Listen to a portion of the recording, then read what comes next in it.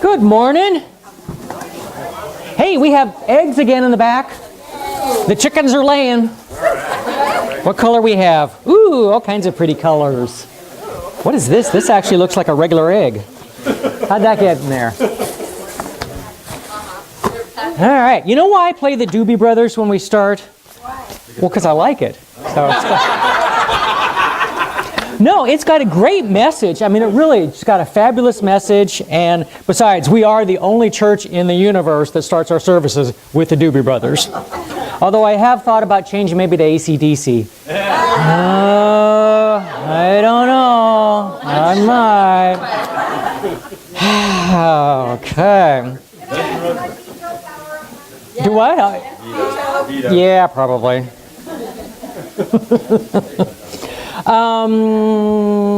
Marianne said there has got a Qigong class at the Richland Community Center. Starts at 11 o'clock. When does it start? This coming Wednesday? 11 o'clock this Wednesday. Yeah, so if you want to actually do a Qigong class other than here, that would be a great place to do it. Community Center is a great place. I have a 2018 Easter Seals calendar. It's got really pretty pictures and small if anybody wants that. So, because I've got a big one in my room back there. So, because I need a big one because I can't see the small one. So, the American football is referred to as a pigskin because footballs were originally made of pig's bladders wrapped in pigskin. So, that's why they had that name. There you go. All right. Stop. And things that make you go, Self-respect is the root of discipline. The sense of dignity grows with the ability to say no to oneself. Dang. The greatest mistake you can make in life is to be continually fearing you will make one. Because it's going to happen. It's going to happen. Our names are labels plainly printed on the bottled essence of our past behavior. The way to get things done is not to mind who gets the credit for doing them. True. So, all right. Blood has been the source of fascination and mystery for untold centuries. Many ancient and primitive religions included rites in which blood was central. Galen, a noted Greek doctor of the 2nd century, considered it to be the living fluid with the very seat of life. Yeah, kind of duh. So, everyday experience suggests that there are strong links between the state of one's blood and their emotions. During anger or after activity, sensations in the face and neck hint that the fluid may become warmer. And the feelings that accompany acute fear can be interpreted to mean that the temperature of the blood has suddenly dropped. Medieval scholars noticed that temperaments differ. Some persons were easily goaded into rage, becoming so furious that their blood seems to reach the boiling point. Others seldom lose their tranquility. The person of the latter type was considered to be without passion or cold-blooded. Precisely the same notion is preserved in the French word sang-froid. Actually, it's sangroid. So, modern psychology has exploded the myth of wide variations in blood temperature, but the influence of the past is so strong that forms part of our speech. Though we know the thermometer would show the fluids in his veins to be 98.6 or thereabouts, quite warm, we still classify a cruel or vindictive person as cold-blooded. So. And we do have a couple patron saints by the name of George Carlin and John Lennon. And John said, our society is run by insane people for insane objectives. I think we're being run by maniacs for maniacal ends, and I think I'm liable to be put away as insane for expressing that. That's what insane is all about. So, back in that was like in the 60s, so. George, the reason I talk to myself is because I'm the only one whose answers I accept. I get it. So, if one place is this is a weird one, but now that I started it, now everybody will give me a bad time if I don't finish it. If one places a tiny amount of liquor on a scorpion, I dare you to try this, it will instantly go mad and sting itself to death. I don't know. I don't know either. Somebody try that and report back. So. Bruce Lee. Yeah. Bruce Lee was so fast that they actually had to slow the film down so you could see his moves, which is it's kind of the opposite of the norm. The first CD pressed in the U.S. was Bruce Springsteen's Born in the USA. The original name for butterfly was Flutterby. That was the original name, according to this, and I mean it's off the internet, so it has to be right? I don't know. So. Yeah, no, Jan used to call them flutterbys. I mean, it makes more sense, really, doesn't it? Yes. Butterfly, flutterby. Now I'll take the flutterby. Raising teenagers is like nailing Jell-O to a tree.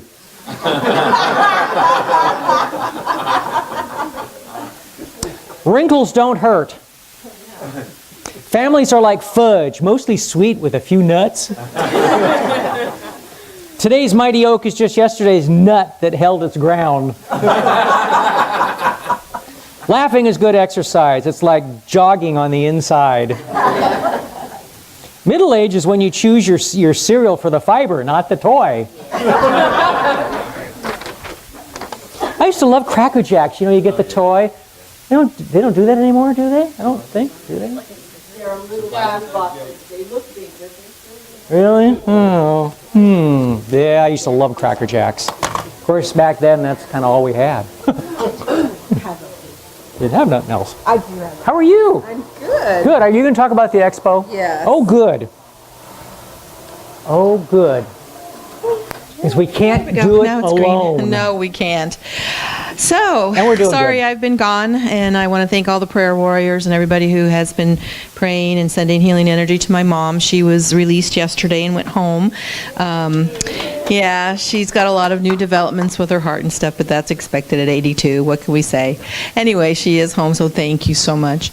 All right, so back to the expo. We had the deadline come and went yesterday for all of the invitations that were sent out to the vendors from last year.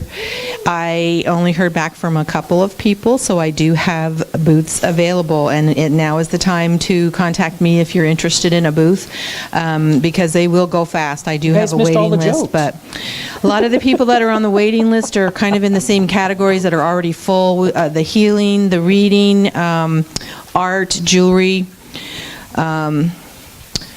massage therapy, yoga, essential oils. Those are all categories that are full. Now, there are a lot of other things that people do out there.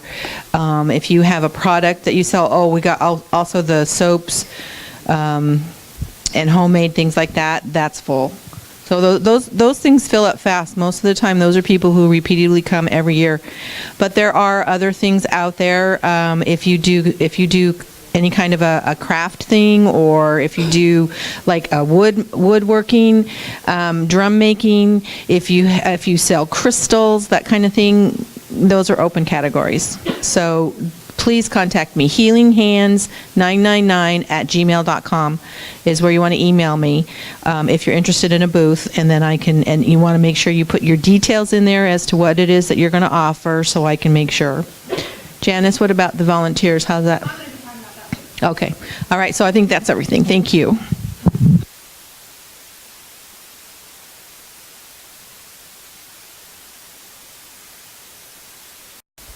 For those on YouTube, that was Josh Groban. You raised me up.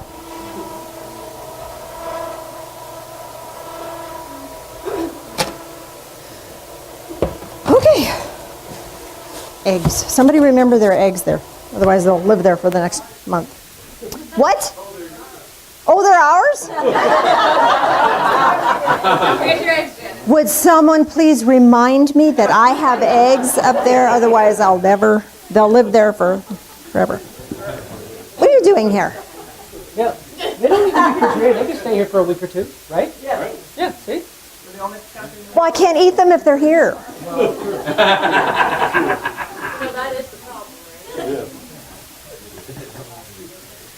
Oh, good Lord. Why are we here? Why are we here? I don't know. Phil said to get eggs. Oh my. Your back must be better. There you go. I just need to look at you for a second. Here's the thing. When I look at you, this is your opportunity to feel beheld, feel seen. What? Oh, Phil, stop. He's making faces at me in the back. I see you. That's not what this is about. Sometimes we scatter through life, we look in ourselves in the mirror, we fluff up and off we go. But we're invisible in our own lives. People don't see us. People don't acknowledge the real being that we are. So the eyes are the window to the soul. So if you don't want me to look at you, no shame, no blame, just look away. Happens all the time. It's okay. Oh, don't look at me. I don't feel good. It's all good. But if you allow, let me just look into your eyes and transmit to you that you have worth and you're loved. Are you open to that? Will you be willing for that? So, and again, if not, just look away. It's okay. No shame, no blame on that. Some people just can't take it yet. You know, they've had a hard life or they've had a hard week. And so being in that place of receiving love, they're just not in a place to do that. Just honor wherever you are, okay? So let me do this for you.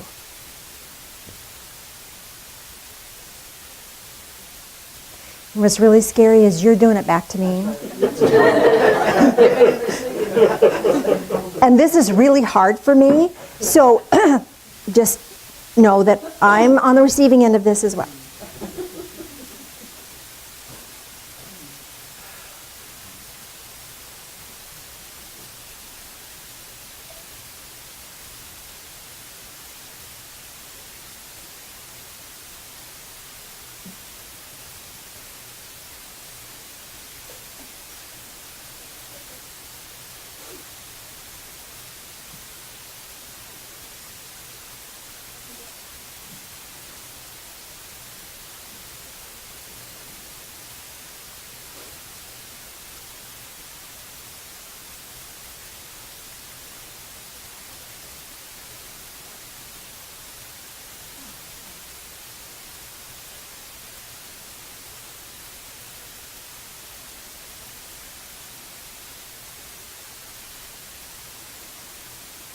Phil, stop making faces. It's flailing in the back.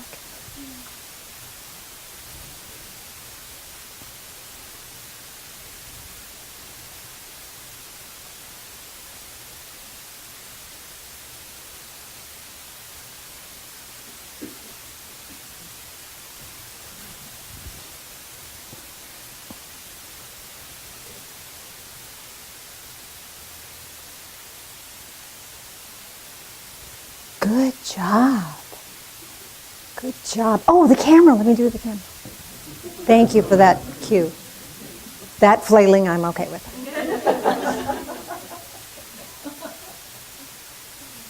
How does that feel? She's right there.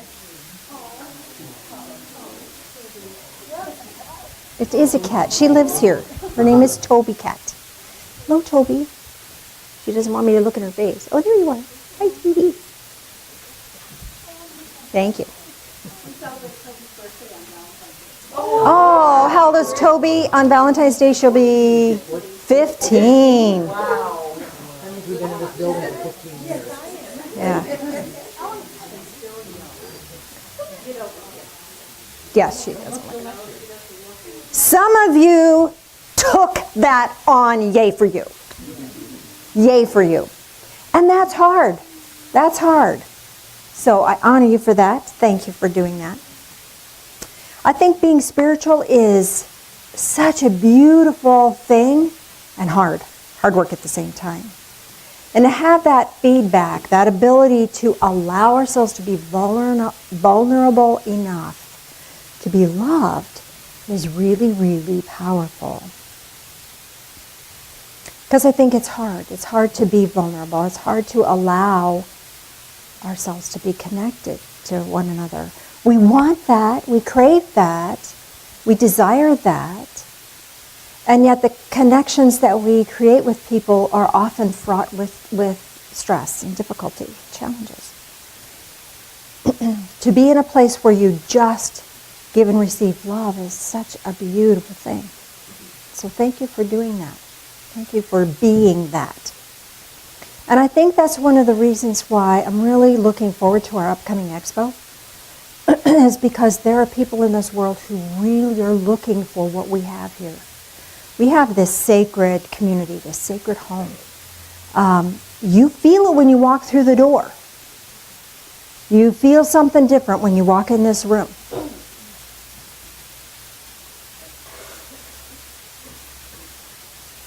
And it's life-changing. And the energy you feel is everywhere. It's possible everywhere. But we've just amplified it because we keep that energy going here. We build it here. And we amplify it here. And how many people feel the same thing when you go to our expo? People will go to the hotel. Our hotel is in the Red Lion Hotel. And there are people that are on staff at the hotel and go, oh my gosh, what have you done? Because they can feel the difference when you walk in the door. Energy is powerful and we feel it. We feel it all the time. That's why most of us are shut down, because we feel negative, unhappy energy. We don't want to be shut down. We want to be open and free. But wisdom says it's not safe. Because there are people who are critical or stuck in drama or whatever that stuff is. And so it's easier to shield up rather than be real and vulnerable. And that's wise. That's wise. And how cherished it is to have moments when you can be open. How wonderful is that? What a beautiful gift that is. We have, at the expo, we have volunteers that arrive early. Friday morning is vendor set up. They arrive early and they set the intent for the weekend into these little cups of crystals and salt. And these are blessed and then placed throughout the area, all around, even outside the actual perimeter of the expo. So they drain any negative energy and they amplify the positive energy. And they set that energy, setting that intent. Sometimes we drum, sometimes we just move through and bless the space, keep it clear and open. And people can feel that. People can feel that. You can feel energy. Now the key is being willing to be open to feeling when you're safe. Trusting that you have moments when you're safe and people you can be around that you feel safe with. And knowing when it's not safe to be open, and you can use any shielding protection as necessary.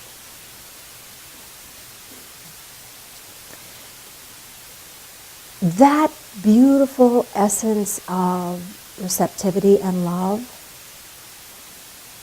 is a gift. A gift given and received, amplified when it's given and received.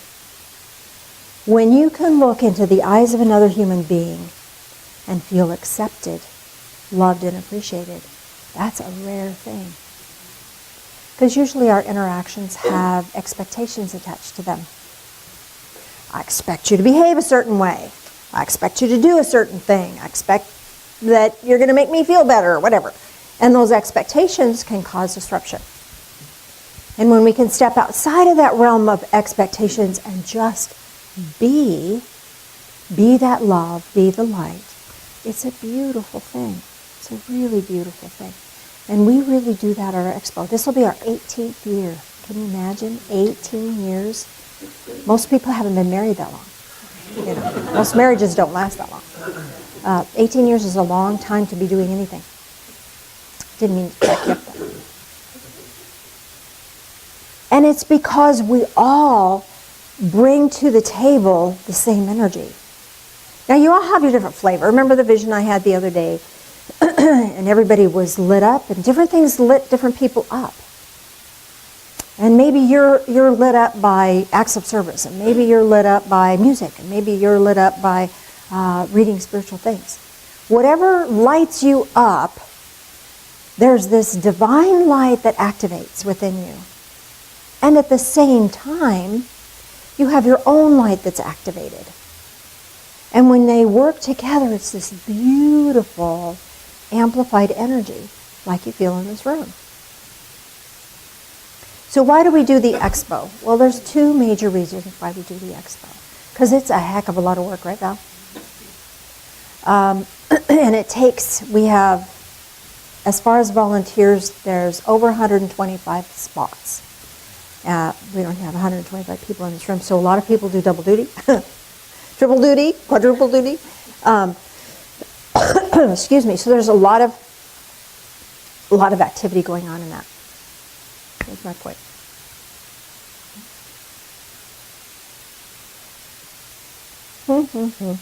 Lost that train at the station. Okay, so maybe we're being led somewhere else. Can you wait just a second while I reconnect here and refocus here? What do we need to talk about then? Oh, okay. Expo. Two reasons. First of all, it is a money raiser. It's a fundraiser for the church. It funds a lot of big projects that we've had going around here. So that's really important. And that saves us from having to be concerned about that sort of thing. And the other is, this is an outreach. This is our way to connect with our community and say, hey, look, there's a different thing here. And boy, are we different. And there's people that have no clue. They'll come to the next one and go, I didn't know your church even existed. Because if you're not looking, you don't know. And you don't know you need something or you want something until you see and go, oh, I like that. I want that. I want more of that. So this is this opportunity to really, really share this energy, because there's people that are longing for this. They know there's something out there, but they don't know where. And this is our opportunity to say, hey, we're right here. Come look. It's a wonderful thing. So obviously we have volunteer spots that are available that I'm really hoping, I'm going to send out a sign-up sheet later. I've got most of the readers and healers locked in. And so there's some other specialty things that not everybody can do, like manning the camera. If you know how to man the camera, I'll need some sign-up people for that. We can talk to Shannon about that if you want to learn, because we do take videos of that. Yeah, it's wonderful publicity. We need help with the kids. We have a kids booth. And what we do at the kids booth is they make prayer sticks. Have you ever made prayer sticks? They're fun. It's fun to do. Or they color mandalas and stuff. It's wonderful. It's wonderful. So I have a few spots of those left. Mostly I really need some ticket takers and the welcoming people. So you're not just taking people's money, but you're also saying, here's our pamphlet. We always have a handout saying who the vendors are and reminding them there's a second room in the back and, you know, please be welcome to stay, and there's a deli, blah, blah, blah. So this welcoming is really important to help people feel the energy we just talked about. So that's really, really important. There's no unimportant task. You know, there's physical tasks of moving this from there and here to there and all that sort of thing, but that's not unimportant. Everything has huge value for us. Let's talk just briefly about being of service in your own life. This feeling that you have when we shared this energy, we forget. And we get busy in our week, whether it's cleaning the fridge or doing the laundry or going to work or whatever. We get caught up in that stuff and we forget that this is who we really are. Those are just things that we do. But what we really are is this loving, caring energy being. And yes, we must do those things. It's really nice to have food on the table. It's really nice to pay the rent. It's really nice to, have electricity. Especially since we had a cold snap. It's cold again. We like to have those warm, toasty rooms. But it's also vitally important to recognize that this spiritual aspect of ourselves requires nourishment and feeding. Next time we're hungry for a snack, maybe it's the soul that needs feeding. I call it the crazy hungries. Do you ever get the crazy hungries? You're hungry for something. I don't know what it is. Let me eat this and see if that does it. No, that didn't do it. Let me eat this and see if that does it. No. It's crazy hungry. And the crazy hungries are because our soul is hungry and needs nourishment. What will nourish your soul? There's lots of things that nourish the soul. Meditation, prayer, music, acts of service, quiet time, physical activity. When we're doing the physical activity with a purposefulness, that feeds the soul as well. So when we feed the soul, the crazy hungries go away. And so does that discontent, that frustration with life, that, is this all there is? Well, if that's all you make of it, yeah. If you want more, make more. And you have the capacity to do that within. It's not going to come from some food we eat, some article we buy. It's not external we bring to ourselves and then, then we're okay. I guarantee that we'll feel really good for a little bit. But if there's an empty inside, it's unquenchable till we pay attention to it. And once we pay attention to it, it's life-giving. When you felt that better for just a split second, when we were connected and we were sharing that energy, you're still better, aren't you? Don't you still feel it? Yeah. It's lasting. That cookie's done in 2 seconds. And it's good, and I appreciate it. At the same time, if I'm looking for lasting nourishment, it's really, really important to do nourishing things for our soul. And we forget, because life gets in the way. But the very thing that we came here to do is be this energy that we've shared this morning and to share it with others. And how you do that is up to you. Maybe you're a yoga instructor. Maybe you're a salesman, a car salesman. Maybe you're a secretary. Maybe you're a doctor. Whatever you do is how that energy manifests through you. And if you're not doing something for a paycheck, retired or whatever, you're still energetically transmitting. So how are you energetically transmitting? Because in the transmission, there's always the reception. And it's this loop. We get it, we receive it, we share it, and it comes back to us. We get it, receive it, share it, comes back to us. Does that make sense? This loop, this energetic loop is always open. You're always open to it. Always. But no, we have to worry about what that clutter looks like. Oh, I've got to get to... We get ourselves nuts. They said this to me. Yeah, okay. And what are you doing to nourish your spirit? When we nourish our spirit, those other things go, look at that. They get to. There are people that don't like me very much. Did you know that?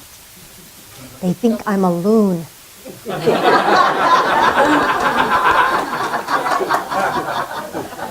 And you know what?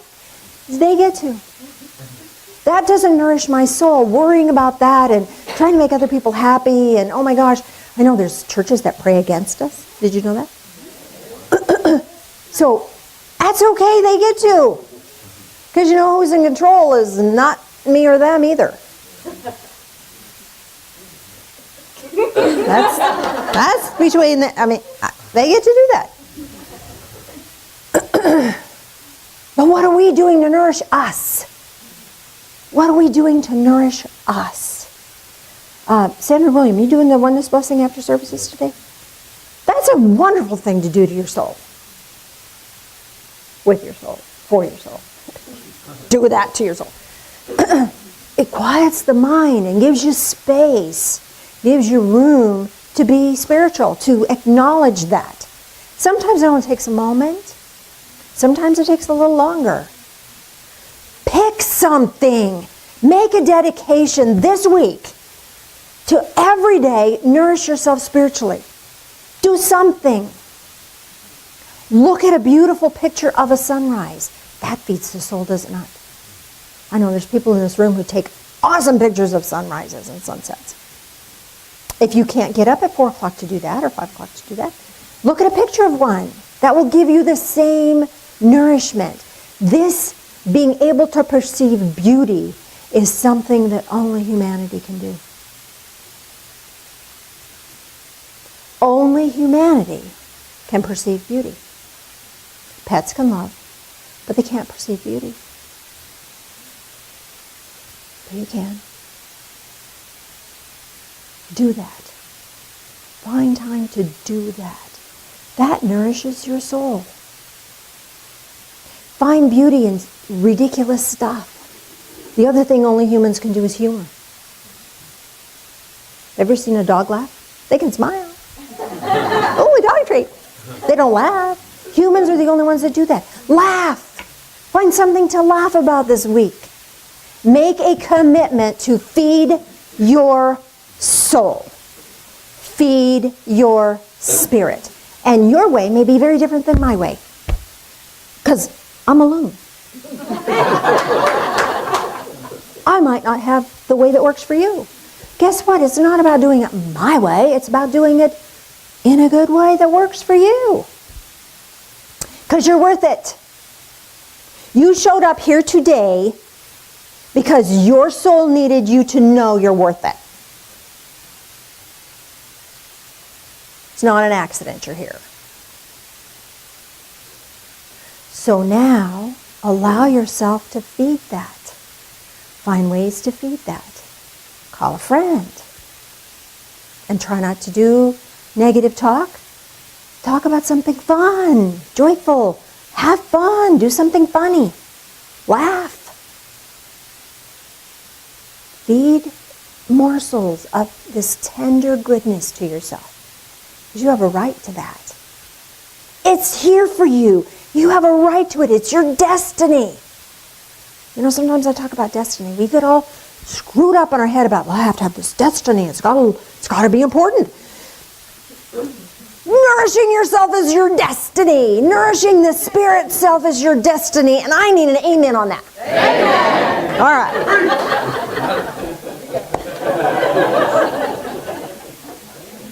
Because when you're nourished, you're of service. Then you can do anything that your heart desires. You can. When we're not nourished, guess what? We get discouraged. We get disheartened. We get full of doubt. Get full of fear. If you got that crap going on, nourish your soul. And you're doing that. You're here. So you know what? I think you need to give yourself a pat on the back. Suit up, showed up. You did it. Yay. You're watching this video. Lock and load. Dude, you're doing the deal. All right. Yeah, pat your buddy on the back. Pat the guy next to you back. See, you're here. Showed up. Good job. Good job. Because it takes all of us. We can't do it alone. I started something. Yes, started something. Let's start a chaos.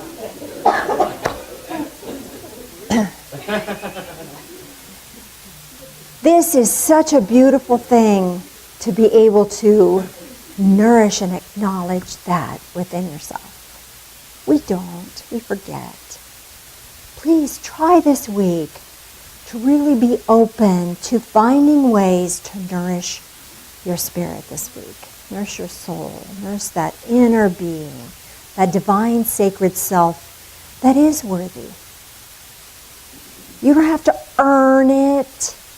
You don't have to do it a certain way and then you're good enough. You're breathing. That's enough.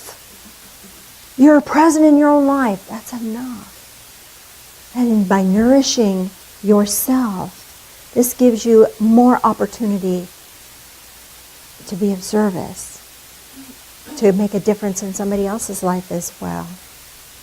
Let's do a guided meditation. Mr. Phil, would you shift the lights?